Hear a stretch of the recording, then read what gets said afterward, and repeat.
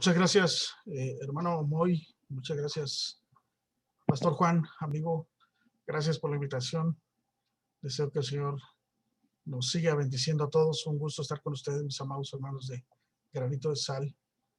Que el Señor siga teniendo misericordia de cada uno de ustedes, como también de nosotros. Sé que estamos viviendo tiempos complicados. Sé que la situación no es sencilla. Sin embargo, el Señor ha caminado a nuestro lado. Bendecimos a Dios por eso, hermanos. Bien, pues hoy me ha dado la oportunidad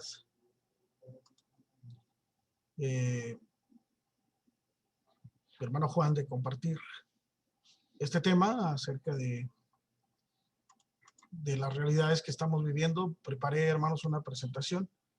Voy a permitirme compartirla con ustedes para que podamos juntos pues avanzar en esta temática. Le invito a tener su escritura a la mano para que podamos ir avanzando juntos. ¿Me indican, por favor, si se ve la pantalla? Muy bien. La homosexualidad y los desafíos del cristiano. Incluso ya hablar de este tema, pues ya es un desafío. Pero vamos a compartir entonces algo de lo que el Señor nos ha mostrado a lo largo de este tiempo. Quiero compartirles la cita de primera carta de Pablo a los Corintios, en su capítulo 6. Particularmente, esta carta de Pablo a los Corintios está dirigida en un tiempo donde los corintios se caracterizaban por un libertinaje sexual muy pronunciado, muy agudo, y entonces el evangelio lo que hace es normar no solamente aquellas cuestiones que uno podría considerar que son espirituales, sino también las corporales, los pensamientos, las emociones y todo lo que tiene que ver con la totalidad del ser humano. Entonces llega el evangelio y Pablo escribe lo siguiente. Capítulo 6, versos 9 al 11. Aquí lo voy a poner en pantalla, pero quiero que ustedes tengan también su escritura. ¿No sabéis que los injustos no heredarán el reino de Dios? No erréis, ni los fornicarios, ni los idólatras, ni los adúlteros, ni los afeminados, ni los que se echan con varones, ni los ladrones, ni los avaros, ni los borrachos, ni los maldicientes, ni los estafadores heredarán el reino de Dios. Y esto erais algunos, dice el verso 11, mas ya habéis sido lavados, ya habéis sido santificados, ya habéis sido justificados en el nombre del Señor Jesús y por el Espíritu de nuestro Dios. Amén.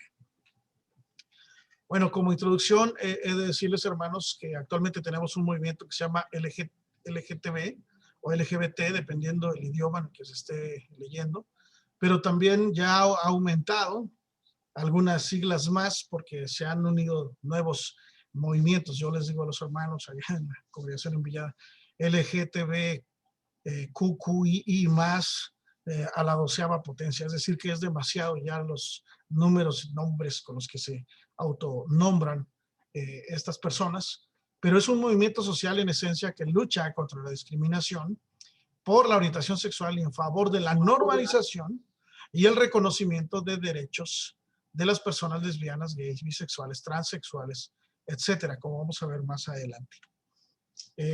Una de las principales acciones de este movimiento es el día que han denominado el Día del Orgullo Gay. Este día surgió en Nueva York hace ya algunas décadas y en México se celebra el 28 de junio, como prácticamente alrededor de todo el mundo. ¿Cómo se celebra? Bueno, se hacen manifestaciones multitudinarias dedicadas centralmente a exteriorizar ante la sociedad el orgullo que sienten las personas de ser, dicen ellos, ellas mismas.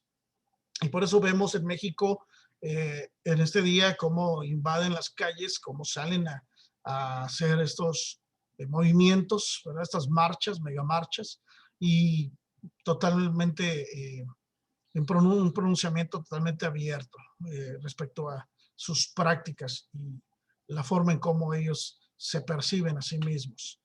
Y este movimiento de liberación tiene por objetivos, entre otras cosas, la legitimación del matrimonio homosexual cosa que he de decir ya han logrado en muchos países.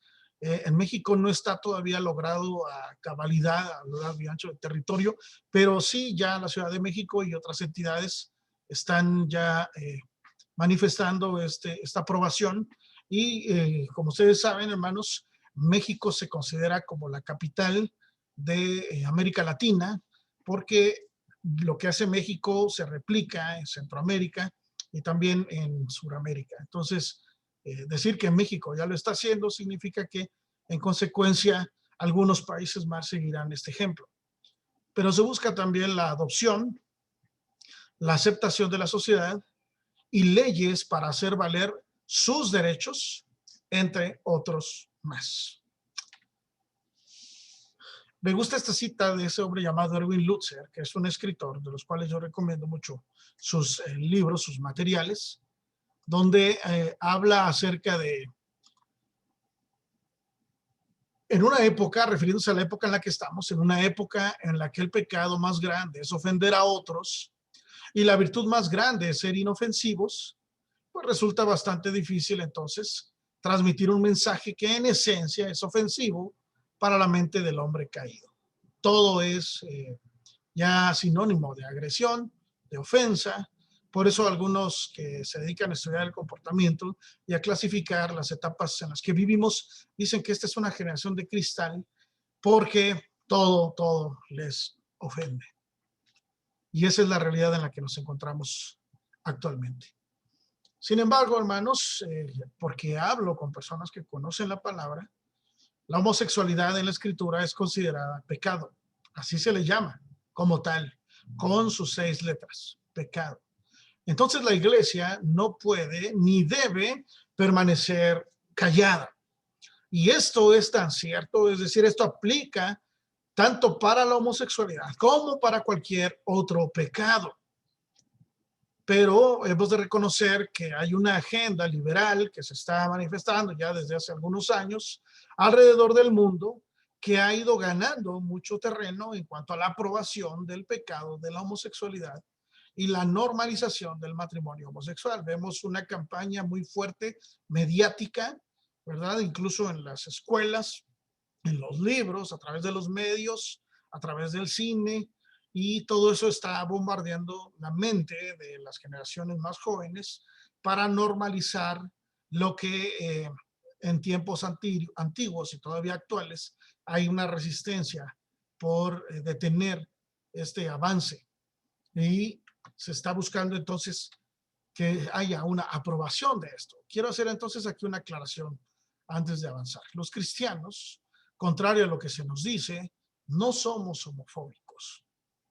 Somos llamados, tanto usted como yo, a amar a todos los seres humanos, a ayudarlos, a orar por ellos y a compartirles el mensaje del evangelio. La iglesia como tal, he de decir también que la iglesia no es el espacio físico, sino que la iglesia es el cuerpo de Cristo, los que han sido llamados por Dios para formar parte del cuerpo de Cristo.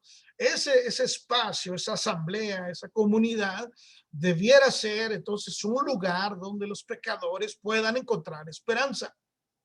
Lamentablemente, muchas personas que luchan con esta atracción hacia su mismo sexo no se sienten bienvenidas o dicen no conocer a un cristiano que quiera compartirles el mensaje del evangelio, sino más bien los evitan o los señalan o los atacan. ¿Qué debe la iglesia entonces entender sobre la homosexualidad? Sería nuestra pregunta. Quiero hablar acerca de unos términos porque estoy planteando el panorama de lo que estamos viviendo en estos tiempos, términos relacionados con la homosexualidad. Existe lo que se llama sexo biológico y yo creo que aquí no debiera haber duda alguna de lo que nos estamos refiriendo. El sexo biológico hace referencia a aspectos físicos que tienen que ver con la genética también, como los cromosomas. Voy a utilizar las palabras como son, hermanos, porque esas son las palabras que deben ser utilizadas. Hay aparato reproductor masculino, que es en este caso el pene, y en el caso de la mujer, la vagina. hay hormonas, etcétera. Estamos hablando aquí del sexo biológico con el que nace cada persona. Pero en estas deconstrucciones, en estos conocimientos nuevos que se están manifestando, dicen, bueno, una cosa es el sexo biológico, otra cosa es el género. Y género dicen que es una construcción social y cultural binaria, comúnmente asociada al sexo biológico.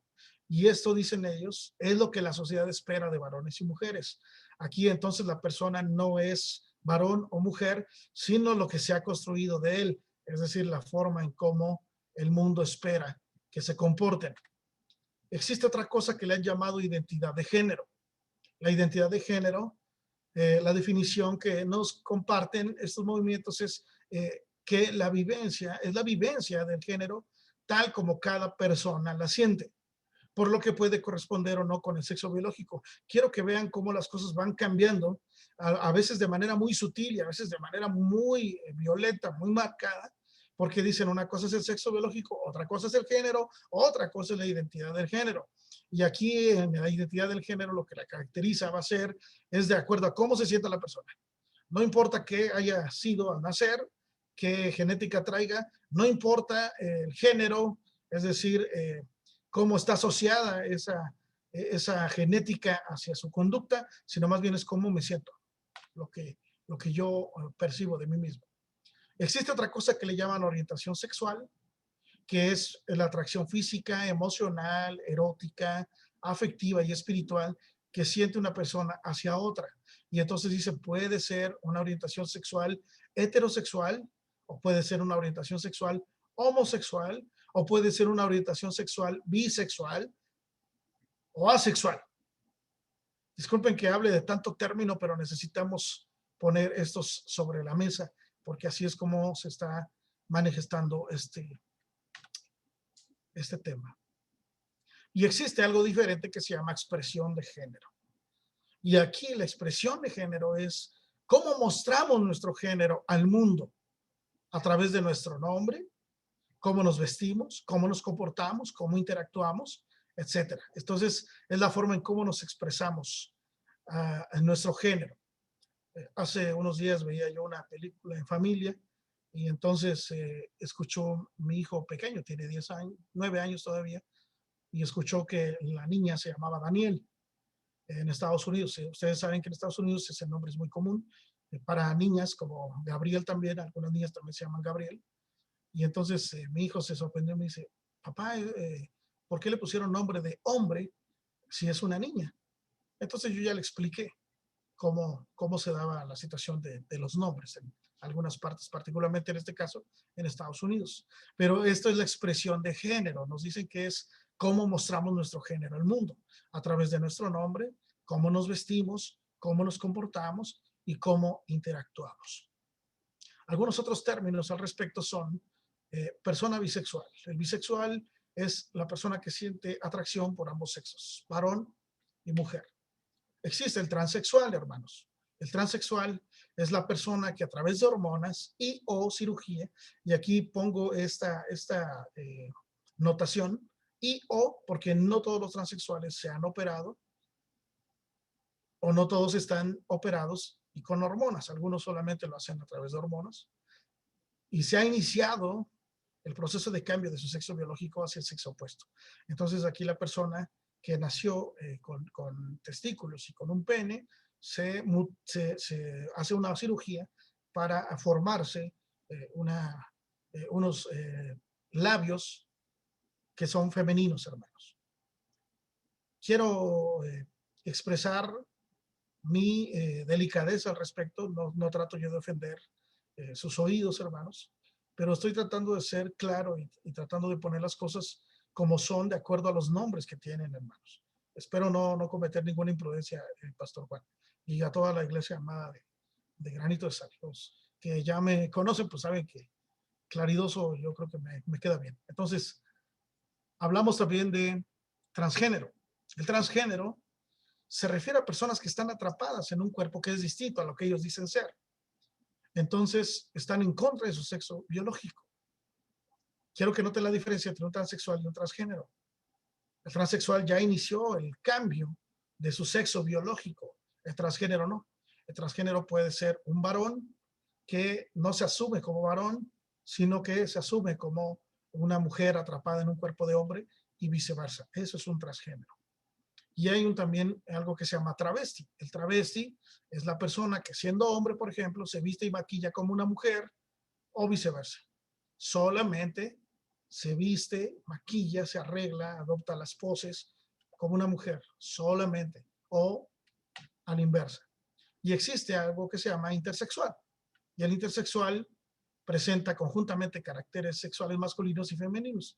Estos, si bien son los menos, existen también, que es decir, que cuando nacen traen ambos sexos y hay que decidir cuál de los dos debe de predominar a fin de que tenga una identidad. Y finalmente están los cisgéneros.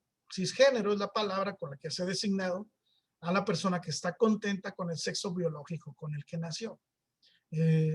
Sin que levanten su mano, yo quiero que ustedes piensen si están contentos los varones con que Dios nos haya hecho varones, o las mujeres si están contentas con que Dios les haya hecho mujeres. Según las estadísticas, la mayoría de la población se considera cisgénero.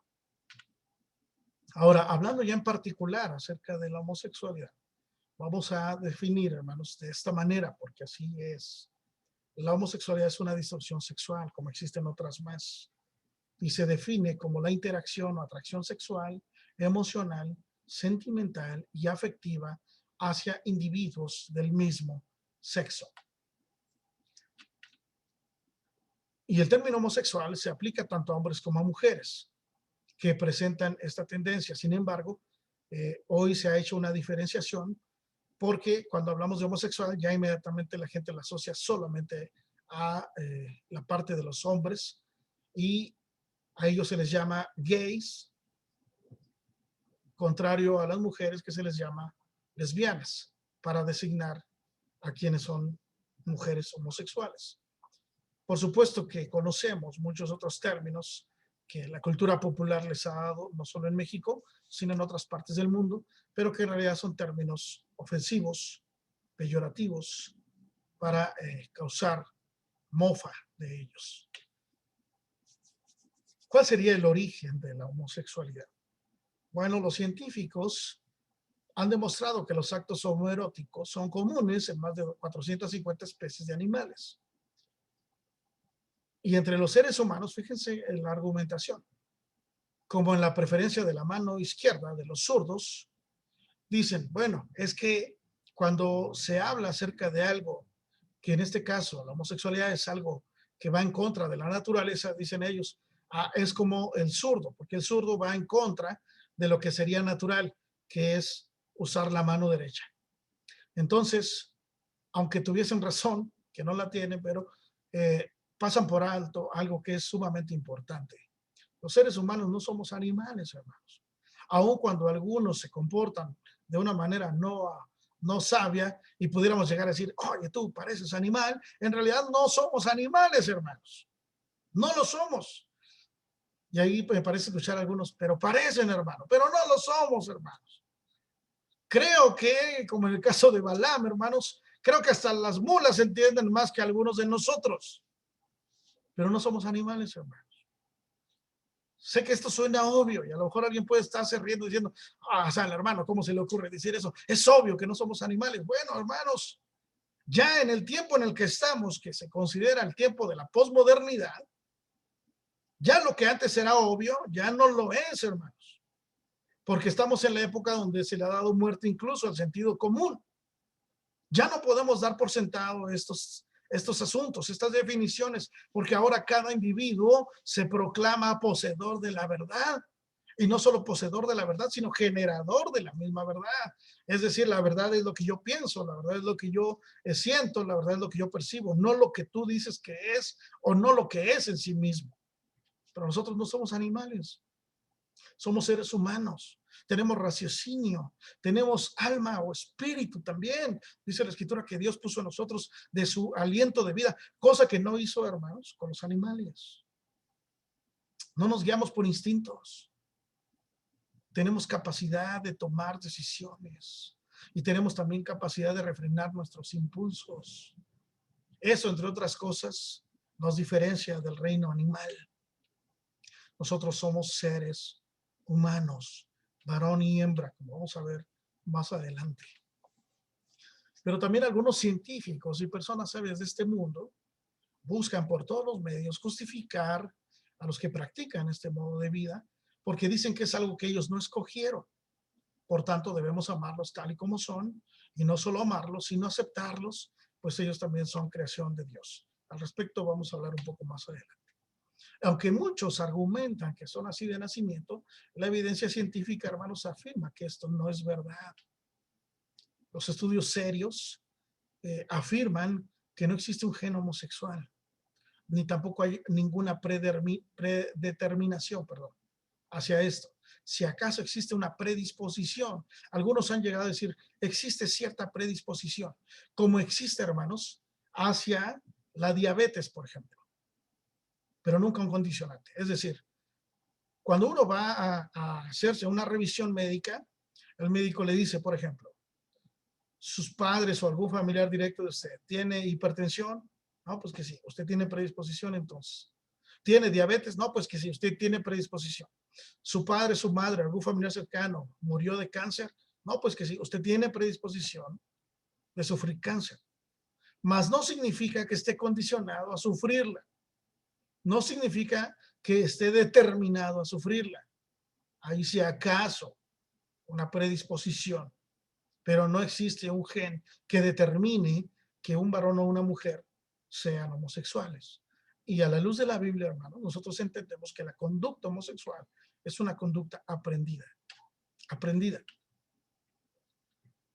El hecho de que en la actualidad los gobiernos del llamado primer mundo promuevan leyes a favor de los homosexuales, les permitan marchar para exigir sus derechos y se muestren cada vez más condescendientes con ellos, eso no quiere decir que sea permitido y que sea mucho menos algo aprobado por Dios. Ay, dice Isaías, ay de los que a lo malo llaman bueno. Ay de aquellos que llaman luz a la oscuridad o dulce a lo amargo. El hecho de que ellos lo hagan no significa que sea algo bien visto a los ojos de Dios. Si usted no lo sabía, yo se lo quiero decir. Hay una campaña muy fuerte de parte de la ONU y de parte de la Unión Europea para que todos los países abracen esto que se llama ideología de género. Si usted no ha leído al respecto, yo le invito a que se documente. Hay mucho material, también sea juicioso y tenga discernimiento respecto a este tema, pero hay mucho material que usted puede consultar respecto a la ideología de género y cómo se ha infiltrado en los sistemas educativos. Y entre otras cosas hablan acerca de la homosexualidad. Es tal ya la presión en estos tiempos que los países que se consideran subdesarrollados o el tercer mundo, entiéndase México y otros tantos, estamos obligados como nación a abrazar esta política porque si no es así, perderemos los beneficios, como por ejemplo los préstamos del Fondo Monetario Internacional, entre otras cosas. Entonces, se condiciona, se obliga a que los países adopten esto y lo empiecen a manejar en su población. Y llama la atención, hermanos, que en este tiempo donde cada quien quiere hacer su voluntad, aquellos que piden, yo diría más bien exigen, respeto y tolerancia, suelen ser los más intolerantes. En Noruega, hermanos, se hizo un estudio a finales de la década de los 80 con más de 2 millones de personas. Este es un estudio serio, está bien documentado y se concluyó en él que los factores ambientales, educacionales y familiares ejercen influencia sobre las personas para que sean homosexuales. En el caso de los varones, por ejemplo, se encontró, y esto es muy interesante, que crecer en un ambiente citadino de ciudad favorece que la persona sea homosexual, que su padre esté ausente o no conocido. Es decir, el papá está, pero como si no estuviera, o bien no existe la figura paterna. Y esta está relacionada con la primera. Dado que se vive en un ambiente de ciudad, hay una sobreexposición y estimulación sexual a edades cada vez más tempranas. Yo me sorprendo porque en estos tiempos, hermanos, de verdad que hay un bombardeo tan terrible en contra de los niños y de los adolescentes que confunde a cualquiera. Publicidad e incluso ya las caricaturas, hermanos, también ya están totalmente eh, diseñadas con esta carga ideológica. Entonces, en el caso de las mujeres, algunos factores que influyen es, por ejemplo, la muerte prematura de la madre o la ausencia de la madre en la adolescencia, donde se forja o se termina de forjar el carácter, la identidad, la personalidad de la mujer y también crearse en un ambiente de ciudad por las razones ya vistas. Actualmente vemos, hermanos, que en nuestra sociedad cada vez más demandante hace que los padres, tanto el padre como la madre, salgan del seno familiar a trabajar. Y eso tiene que ver también con una idea que se ha infiltrado terriblemente, que nos dice que si la mujer permanece en su hogar criando a sus hijos, es una mujer mediocre, una mujer que no tiene aspiraciones, es una mujer que no vale, no se realizó. Y eso se ve no como una bendición, sino más bien como un castigo. Y eso ha hecho que los niños terminen siendo criados por la televisión, por el internet o en estancias donde por supuesto ya todo esto está más que implantado. Así que la homosexualidad es una conducta aprendida y puede influir también, porque así ha sido en varios casos, el abuso sexual. Ser hijo único o no deseado, sufrir algún tipo de maltrato y la sobreexposición y estimulación a edades cada vez más tempranas, como ya mencioné, esos factores pueden también contribuir a desarrollar esta confusión. Ahora, en el caso, por ejemplo, de los homosexuales varones, se da mucho más que en las mujeres, por eso hago esta anotación. Hay un aumento en enfermedades de transmisión sexual.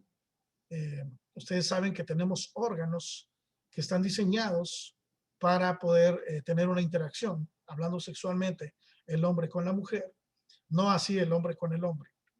Y eso ha traído muchos problemas, incluso de salud. Ha habido también, se ha encontrado también que hay un aumento del tabaquismo, del alcohol, de la ansiedad, de la depresión, del suicidio, intentos de suicidio y un trastorno también de tipo bipolar. Ahora, la siguiente pregunta que quiero reflexionar con ustedes es si la iglesia cristiana apoya la homosexualidad.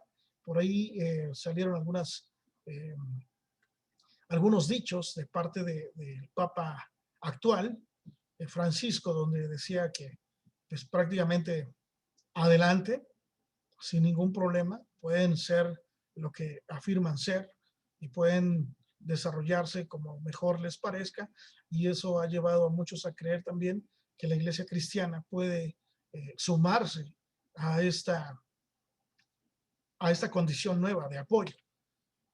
De hecho, algunas iglesias cristianas, llamadas así cristianas, como la Comunidad Metropolitana, si no han leído acerca de ella o han escuchado acerca de ella, es una comunidad que se define a sí mismo como inclusiva, esta palabra que está tan de moda y que por todos lados decimos en un mexicanismo, nos la meten hasta en la sopa. Esta comunidad inclusiva, a decir de ellos, tiene presencia ya en varias partes del mundo, y en ese mensaje que ellos transmiten a los asistentes, sean gays, sean lesbianas, sean heterosexuales, le dicen: no te preocupes, Dios nos ama a todos, porque decirles que el amor en esta generación es la bandera principal que se toma como estandarte. No importa de qué color seamos ni cuál sea nuestra preferencia sexual, Dios nos ama de la misma forma. Y agregan lo siguiente: el mensaje central y final del Nuevo Testamento, porque para ellos el Antiguo ya no tiene gran importancia. Las personas son amadas por Dios tanto que su Hijo fue enviado como un significado de redención de una enfermedad por la cual éramos todos afectados. Pero la cura para esta enfermedad no puede ser encontrada en ningún grupo de acciones. Ni la homosexualidad ni la heterosexualidad son redentoras. El amor de Dios a través de Cristo fue dado a todas las personas sin distinción. Y eso es lo peligroso. Lo peligroso no solamente es identificar la verdad de la mentira, sino la verdad de las medias verdades. Es ahí donde está el peligro, porque en sus afirmaciones no todo está incorrecto, pero sí está manipulado. Y yendo todavía más lejos, estos grupos han llegado a reinterpretar también la escritura, aludiendo, por ejemplo, que David y Jonatán eran gays. No sé si usted ha escuchado esto, pero son algunas reinterpretaciones que se le ha dado al texto bíblico. ¿Por qué? Porque el texto dice que a la muerte de Jonatán, David se lamenta diciendo, oh, Jonatán, tu amor para mí fue más dulce y más grande y más hermoso que el amor de las mujeres. Entonces, dicen ellos, David y Jonatán eran gays. Ruth y Noemí eran lesbianas. Por eso le insistió tanto Ruth a Noemí, no me pidas que te deje ni que me regrese. Yo quiero ir contigo porque sentía una atracción de tipo sexual por ella. O algunos todavía más han llegado a expresar que Jesús tenía una relación homosexual con Juan.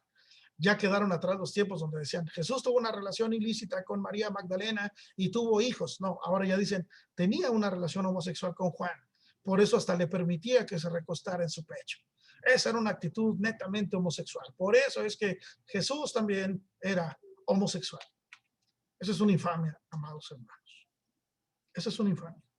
Y lo único que evidencian es que no conocen ni la escritura ni al Dios verdadero.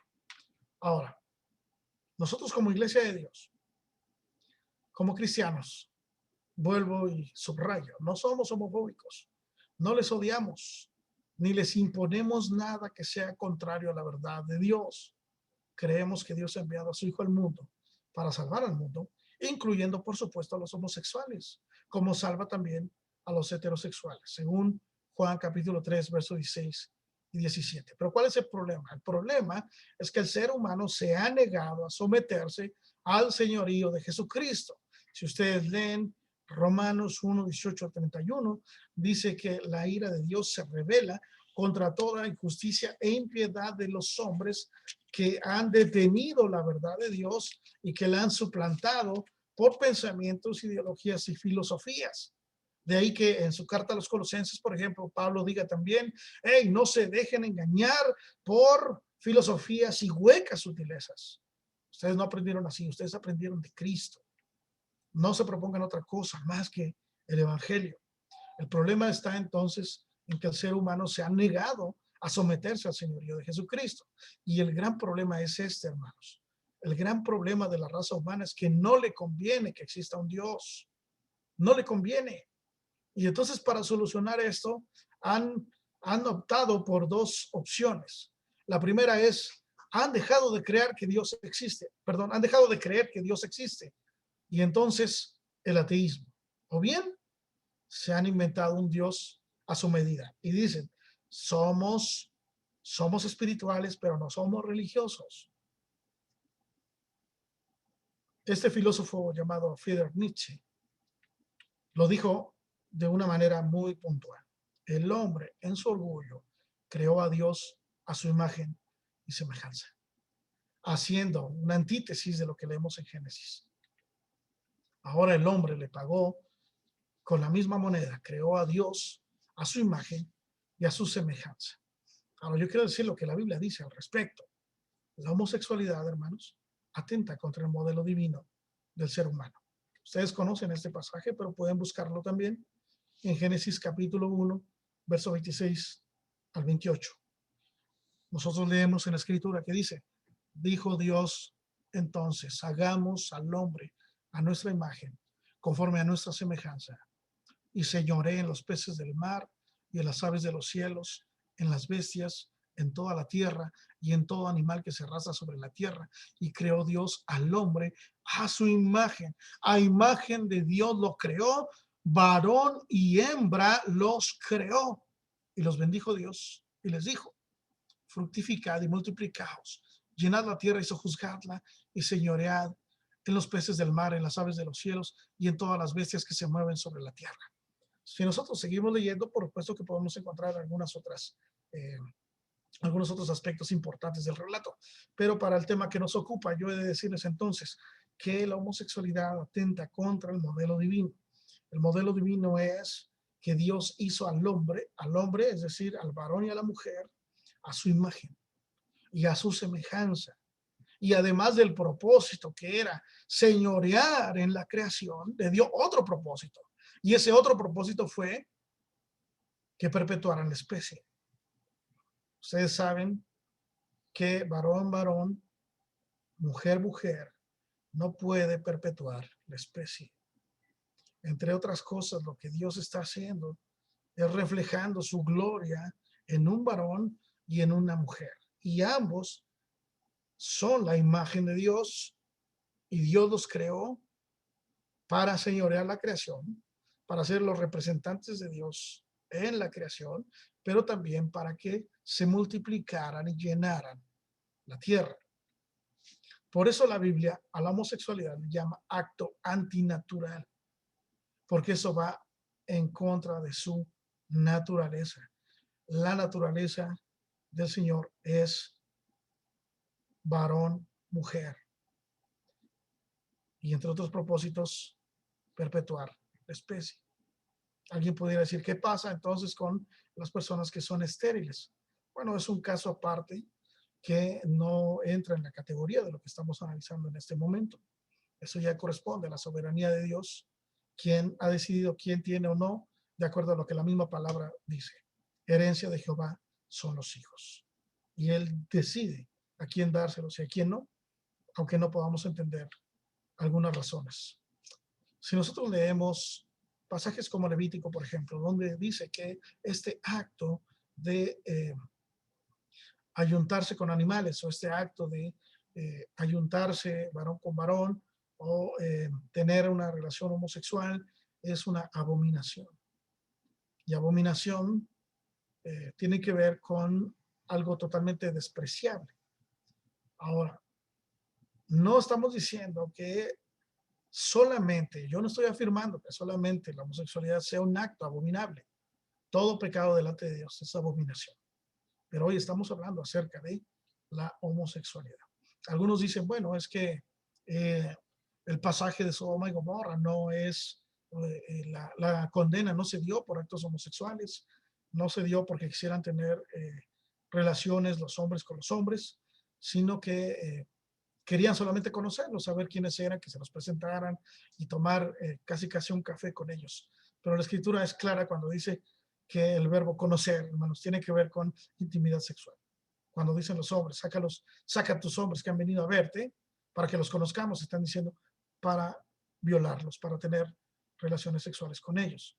Y son actos que Dios condenó, por los cuales, entre otros, porque no fueron los únicos actos, pero sí fueron actos que sucedieron en esas ciudades y Dios juzgó destruyéndola por completo, borrándolas del mapa.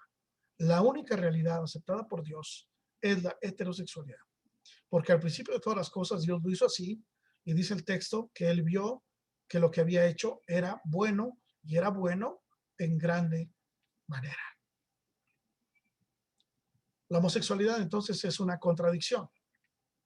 ¿Por qué es una contradicción? Contradice a la psicología, aunque sé que hay algunas corrientes que no se orientan hacia el modelo de Dios, sino más bien hacia las emociones, los sentimientos y las percepciones. Y por eso es que abonan a esta confusión, diciéndoles que no luchen contra ella, sino más bien que la acepten. Pero se contradice la genética, se contradice la antropología, se contradice la biología, se contradice la embriología, la fisiología, las neurociencias, hermanos. Porque lo que nos define, hermanos míos, no es solamente los genitales externos que tenemos. Nos define también las partes internas del cerebro, por ejemplo. Los sentimientos, las células, los huesos, el ADN, los cromosomas, XY varones, XX mujeres. No importa que se operen, no importa que tomen hormonas. Los genes dirán lo que son, lo gritarán aún después de muerto.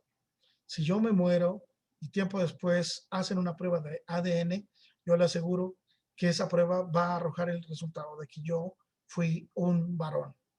Sin importar si yo era un travesti si yo era un transgénero, si yo era un transexual, si yo era lo que haya sido. Si una mujer muere hoy y se hace una prueba de ADN al tiempo, su cabello, su piel, las uñas, los dientes, sus huesos dirán que esa persona fue una mujer. Eso no se puede cambiar, hermanos. Esto significa entonces que la persona es lo que es y no lo que piensa o siente que es. No sé si ustedes han escuchado últimamente en este asunto de la ideología de género, un caso muy sonado en Canadá de un hombre ya casi abuelo que se asumía como una niña pequeña y se vestía como una niña pequeña, como una niña, hermanos. O sea, un hombre ya de más de 60 años con su esposa y sus hijos que decía ser una niña y se asumía como una niña. Se vestía como tal y se conducía como tal, una niña menor de 10 años. Y todavía más fuera del sentido común, una pareja de personas mayores que lo adoptaron como una niña. Lo dijo aquel cantautor. ¿A dónde vamos a parar? Disforia de género se llama. ¿Qué es la disforia de género? Que la persona está descontenta o siente angustia, inconforme con el sexo que le fue asignado al nacer. Por eso dicen, yo nací hombre, pero no soy hombre, yo soy una mujer. Yo nací mujer, pero no soy mujer, soy un hombre. Aún en la relación homosexual hay alguien que hace la función del macho y la contraparte que hace la función de la hembra. No sé si ustedes lo han notado, pero hay una parte dominante y una parte dominada, porque eso es la naturaleza. Sin embargo, esta relación es un acto antinatural. Ahora, no estamos aquí condenando como si no hubiera esperanza. Hay esperanza, hermanos. Por supuesto que hay esperanza. Para el homosexual, como para cualquier pecador, hay esperanza. ¿Cuál es la esperanza? El evangelio. El evangelio, hermanos, dijo Jesús, conocerán la verdad. No tu verdad, no la verdad que el mundo pregona, no lo que tú piensas, no lo que tú sientes, sino la verdad de Dios. Vas a conocer la verdad. La verdad te va a hacer libre. El evangelio es eso, es libertad, es liberación, es restauración, es vida. Y Él os dio vida a vosotros cuando estabais muertos, dice Pablo a los Efesios capítulo 2, versos 1 y 2. Cuando estabais muertos en vuestros delitos y pecados, Él os dio vida, porque el homosexual está en muerte, está en oscuridad, está en ignorancia, está en rebeldía, está aprisionado en sus instintos, cautivo de su mente reprobada. Pero gloria a Dios, hermanos, el evangelio es poder de Dios para salvación a todo aquel que cree, al judío primeramente y también al griego.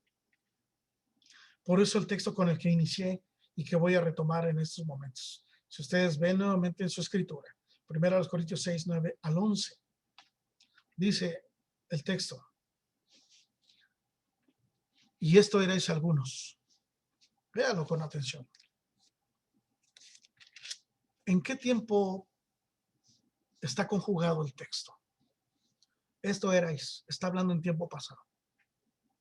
Esto erais algunos. Y esto erais algunos. Estoy en el verso 11, capítulo 6 de 1 Corintios. Y esto erais algunos, pero ya han sido lavados. Nosotros no lavamos lo que está limpio, lavamos lo que está sucio. Jesús dijo, yo vine no a los sanos, sino a los enfermos. Los sanos no tienen necesidad de médico, pero los enfermos sí. Yo he venido a los que necesitan. Por eso cuando el Señor dice, bienaventurado el que es pobre en espíritu, el pobre en espíritu es aquel que reconoce su incapacidad para limpiarse a sí mismo. Y el Señor lo dijo a través del profeta Jeremías, aunque te laves con lejía y aunque te laves con jabón de lavandería, no podrás quitar tu maldad de ti mismo, no te podrás limpiar. Jesús lo dijo de otra manera en Juan 3. De cierto te digo, si no naces de nuevo, no puedes ver el reino de los cielos. Y una segunda ocasión, de cierto te digo, si no naces de nuevo, no puedes entrar en el reino de los cielos. El pecado, mis hermanos, ustedes lo saben, El pecado es suciedad. El que ha venido a Cristo, dice el texto, que ha sido lavado en la sangre de Cristo. Y es entonces ahora una nueva criatura. El que está en Cristo es una nueva criatura. Todas las cosas son hechas nuevas. Ha dejado atrás lo viejo. Y esto erais algunos. Está hablando a la iglesia, no a los que no conocen el evangelio. A la iglesia les dice, ustedes eran algo de esto. ¿De qué? Idólatras, adúlteros, fornicarios, ladrones, avaros, pero también homosexuales. Pero ya han sido lavados en la sangre de Cristo. Y dice también, ya han sido santificados. El término santificar quiere decir que ya fueron puestos aparte, ya fueron consagrados ahora para el servicio a Dios. De tal manera que Pablo va a decir en Romanos capítulo 6, 7 y 8, va a decir que la persona sirvió con todos sus miembros al pecado, mas ahora dice, con esos miembros servirá a la justicia. Ya no más esclavo del pecado, ahora ha sido santificado, es decir, la persona ya fue redimida, ya fue sacada del mundo de tinieblas, como dice Pedro en su primera carta, capítulo 2, verso 9, que fuimos llamados de las tinieblas a su luz admirable. Ahora estamos viviendo en esa luz, somos los hijos de luz. Basta ya el tiempo pasado para vivir conforme a aquellos que les gustaba, dice Efesios 4 y 5. Ya es suficiente, dice Colosenses también, capítulo 3. Ya basta. En cuanto a la pasada manera de vivir, despójense de eso. Ustedes ya han sido santificados, ya han sido apartados para Dios. Y dice también, han sido justificados. Esta palabra, hermanos, yo sé que entre ustedes hay quienes conocen de leyes. Dice de Romanos que la paga del pecado es la muerte. Es decir, que la condena sobre el pecado es la muerte. Muerte como destitución de la gloria de Dios y muerte también como la cesación de la vida. Y hemos sido justificados. Justificado es que a través de la sangre de Cristo en la cruz, el pecador, hermanos, gloria a Dios, es declarado justo delante de Dios. Como si nunca hubiera cometido acto alguno. Se presenta delante de Dios revestido con la sangre de Cristo y ahora, como dice la carta a los Hebreos, podemos entrar, hermanos, confiadamente al trono de la gracia, porque Cristo ha abierto para nosotros un camino nuevo y vivo por medio de la sangre de Cristo. Entonces somos justificados. Justificados pues por la fe, dice Romanos 5, tenemos paz para con Dios. Y si antes éramos enemigos, ahora hemos sido reconciliados con Él. Y no solo eso, también somos del ministerio de la reconciliación. Por eso Pablo dice a los Gálatas, ustedes permanezcan en la libertad con que Cristo los ha hecho libres. El justo vivirá por su fe, porque la justicia de Dios se revela por fe y para fe, como está escrito, Romanos 1 y 7. El justo por la fe vivirá. Así que, hermanos, quiero ir cerrando este tema, hablándoles acerca de los tipos de iglesia. Y esta clasificación está basada en una clasificación que hizo el pastor Miguel Núñez, quien por cierto es también médico. Existe la iglesia permisiva. ¿Cuál es la iglesia permisiva? La que trata de ayudar pero no confronta. La que dice, no vamos a decir las cosas como son porque la gente se puede ofender. Mejor, para que no se incomode, para que no se sienta aludida, mejor no confrontamos. Mejor vamos a tratar de ayudar. Esa es la iglesia permisiva. Hay otra que es la iglesia rebelde. La iglesia rebelde, como bien dice Pedro, es la que tuerce la escritura para su propia perdición. Yo ya puse algunos ejemplos y hay muchos más, pero bastan los que ya hemos compartido para ilustrar esto. Tuerce la palabra de Dios y la usa a su conveniencia para respaldar su agenda o su forma de pensar. Esa es la iglesia rebelde porque va en oposición a la palabra. De ahí que la escritura diga que la palabra de Dios es viva y eficaz y suficiente para transformar el corazón del hombre a través del Espíritu. Pero existe también otro tipo de iglesia de la cual debemos también cuidarnos. La iglesia que es condenadora y enjuiciadora. Esta iglesia usa la verdad divorciada de la gracia. ¿Qué quiere decir esto? eres pecador y el fuego del infierno te está esperando y no tienes perdón y estás en contra de Dios y no hay esperanza para ti y estás ofendiendo al Dios Santo. Y bueno, es verdad todo eso, pero se divorcia de la gracia, no se da esperanza. Y existe también la iglesia no comprometida. La iglesia no comprometida es la que, como bien dice mi amigo y pastor Suri Gutiérrez, es la que opta por el modelo de la iglesia avestruz. Es la que ve el peligro y mejor mete la cabeza en el suelo. Pues mejor no nos metemos. ¿Para qué nos metemos? Ni ayudamos ni confrontamos y que sigan las cosas como están. No quiero tener problemas. Existe también la iglesia ignorante. La iglesia ignorante es esa iglesia que no sabe cómo confrontar y que tampoco sabe cómo sanar. Si yo les preguntara cómo podemos tratarlos, cómo podemos ayudarles, cómo podemos acompañarles, más de uno que tal vez diga, no, pues yo no sé ni por dónde entrarle. Y eso es válido, hermanos, hasta cierto punto. Una persona que ya tiene un conocimiento vasto en cantidad de tiempo debiera ser suficiente para saber cómo confrontar este pecado y cómo acompañar para sanar. Y existe la aspiración a la cual somos llamados. Y este es el reto del cual hablaba nuestro pastor Juan. Que seamos una iglesia sanadora. Una iglesia sanadora. ¿Cuál es la iglesia sanadora? La iglesia sanadora es la que conoce la verdad. Santifícalos en tu verdad. Tu palabra es la verdad. Esta iglesia sanadora conoce la palabra infalible de Dios. La estudia, la escudriña, le dedica tiempo, le pide a Dios revelación para estudiar la palabra de Dios. Se esfuerza por trazar rectamente la palabra. Y esta iglesia no cree que la homosexualidad sea el pecado imperdonable. Es un pecado, por supuesto, pero tiene perdón, como cualquier pecado, en la sangre de Cristo. Esta es la iglesia que considera que la persona homosexual es redimible en la sangre de Cristo. Si alguien está interesado en el tema, les recomiendo las conferencias Por su Causa 2019, donde se aborda este tema en general, entre otros, que tienen que ver con la revolución sexual de nuestros tiempos. Ahora, si yo estoy en esa condición, o yo conozco a alguien que esté en esa condición, yo debo decirle lo siguiente. Primero, hay que arrepentirse de ese pecado sin buscar excusas. Ya dije yo que hay muchas situaciones alrededor y alguien que puede escudarse diciendo, pues es que así fue la crianza, la situación, el medio ambiente, etcétera, la situación familiar, me hizo. Bueno, hay que dejar de buscar excusas.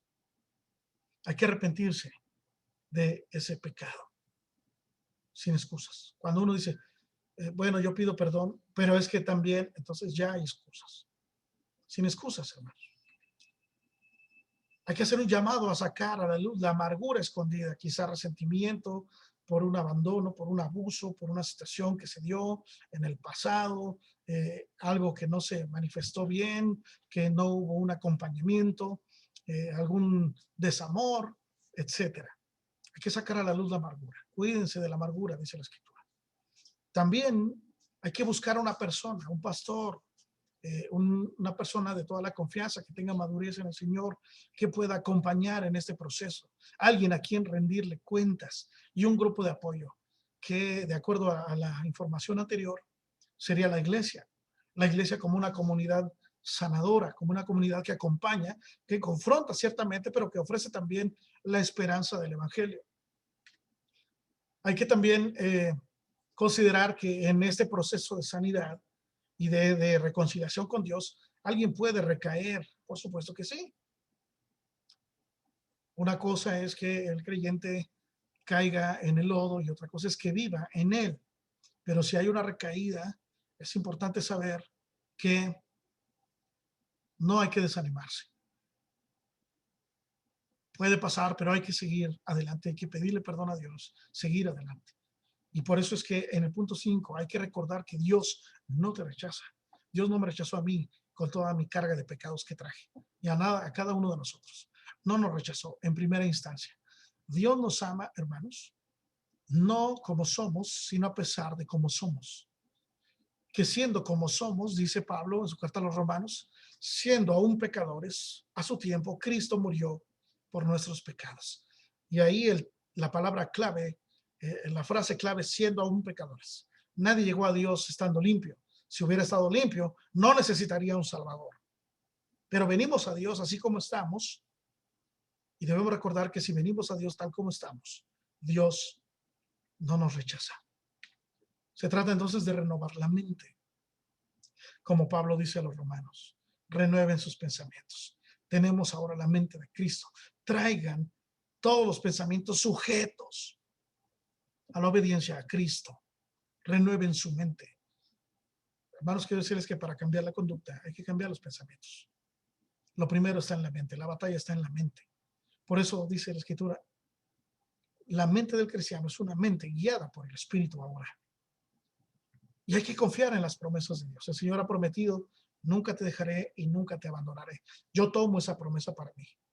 Toma tú esa promesa para ti. Si estás lidiando con esta situación o conoces a alguien que está lidiando, recuérdale las promesas de Dios. Sí, dile que está en pecado, que está atentando contra sí mismo, contra la imagen de Dios en él. Ayúdalo a que recupere la dignidad de Dios y acompáñalo. Recuérdale que Dios ha prometido perdonar cualquier pecado, cualquier pecado. Y otra de las promesas de Dios es la que le dijo Pablo a Timoteo. El Señor no nos ha dado espíritu de cobardía, sino de poder, de amor y de dominio propio. Tenemos entonces en Dios la capacidad de refrenar esos impulsos. Podemos tomar esas promesas de Dios. El que encubre su pecado no prosperará, pero el que lo confiesa y se aparta de ellos alcanzará misericordia. Conclusión, mis hermanos. Agradezco mucho su atención y que me hayan seguido hasta aquí. Repito, la homosexualidad es redimible. Como cualquier pecado, por supuesto, se requiere arrepentimiento, se requiere también volverse al Dios verdadero y recuperar la dignidad de la persona. En pro de una tolerancia mal fundada, los cristianos hoy hemos dejado de predicar el mensaje de Cristo. El mensaje de Cristo no ha cambiado. Arrepiéntanse y bautícense para perdón de los pecados. Ese fue el mensaje inicial y ese es el mensaje final. Por eso dice Pablo, quien no hace este proceso de arrepentimiento, conversión, dice, no heredará el reino de los cielos. No se equivoquen, que no les digan lo contrario a lo que la palabra dice. Es necesario y urgente entender que los homosexuales y o afeminados, si persisten en esas conductas, serán lanzados al lago de fuego, que es la muerte segunda, y no heredarán el reino de Dios. Ojo, al igual que los mentirosos, los borrachos, los maledicientes, los avaros, los ladrones, los murmuradores, etc. Sin embargo, si se arrepienten y se convierten a Cristo, el Señor los puede perdonar y regenerar a través de su sangre preciosa. Entonces, parte de los retos es no marginar, ni rechazar, ni agredir a estas personas. No obstante, tampoco debemos asumir una actitud de complacencia y permisividad. Seamos íntegros y amorosos en la enseñanza de la sana doctrina, de acuerdo a la palabra de Dios. Y que el Señor tenga misericordia de nosotros. Amén, hermanos. Paso a vosotros. A vos, pastor. Dios te bendiga, hermano, por esta exposición.